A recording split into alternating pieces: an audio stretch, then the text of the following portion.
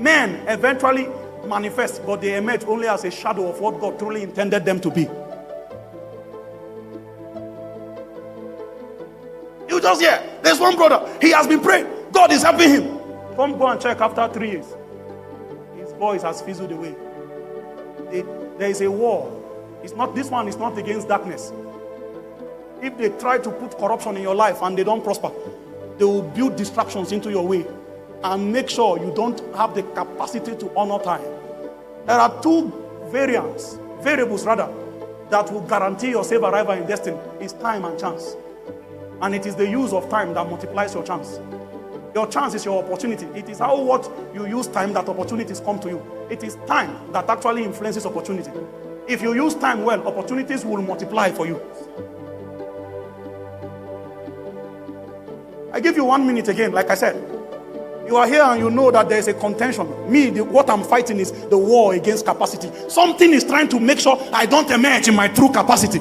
It's your time to pray. Lord, every program of distraction around my life, everything undermining my quest for spiritual progress, everything making sure I don't hit consistency, everything breaking my consecrations, as I pray, ignite me with fire.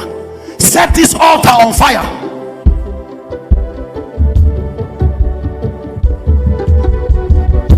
I know you think you have classmates now.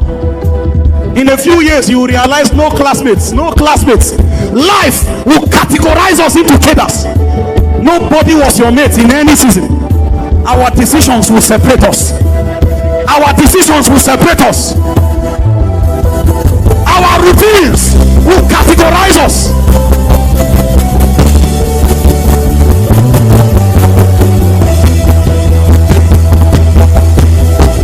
All I hear is come up with come up with come up with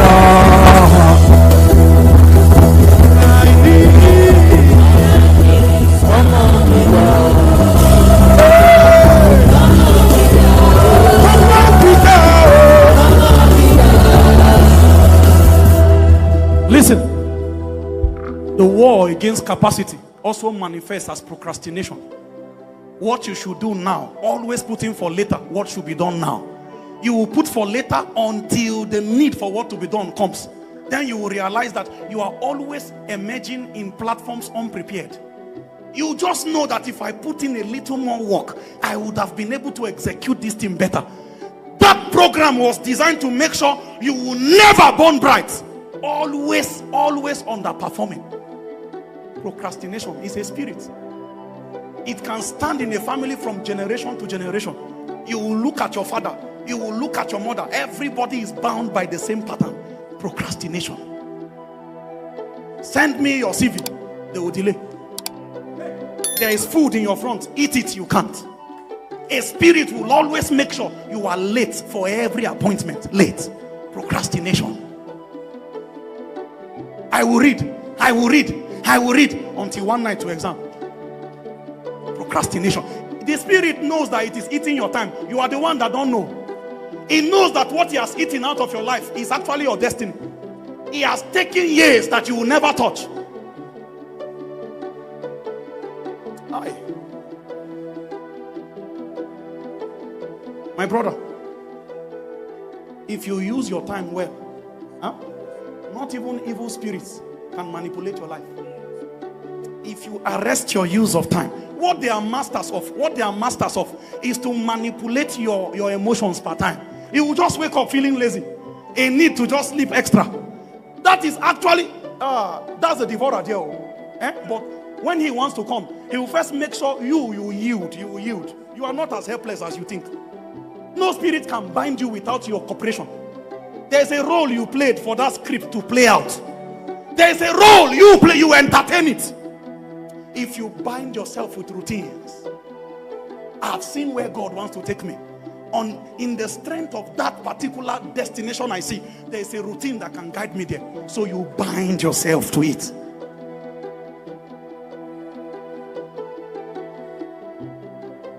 Somebody stays and play PS from morning. Play and watch seasonal movies from 12 again. And push it. Then in the night, to remove guilt from his heart, he just does for 5 minutes. Then he fall asleep. Hey, your life is a simulation. You are actually living inside a box. The spirits are just playing demonic drum beat to keep you preoccupied. When your years are spent in distraction, you will have a glimpse of how you have lived. It will be pain and regret on your dying bed.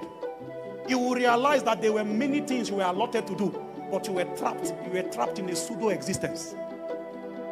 The war against capacity is a strong resistance. Look, the devil knows that for manifestation, it's not just light we talk about. Brightness is also a criterion in manifestation.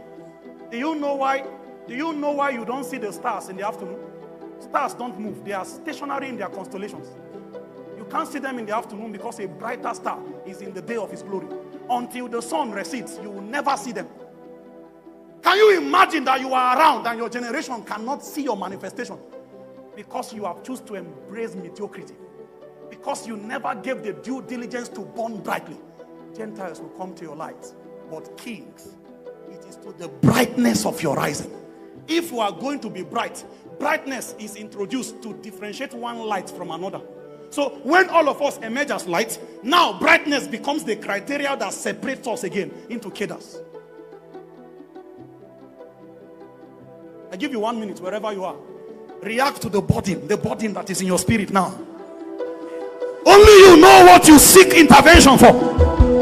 I refuse to be hidden by darkness.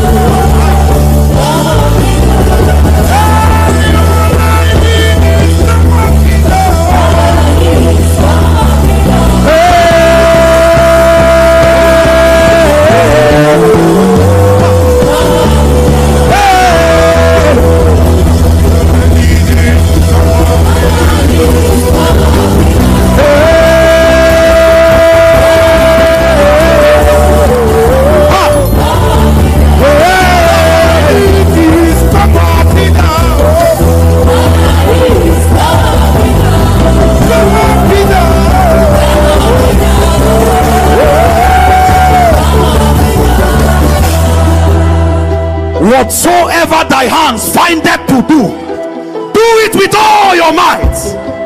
This is how to win that war.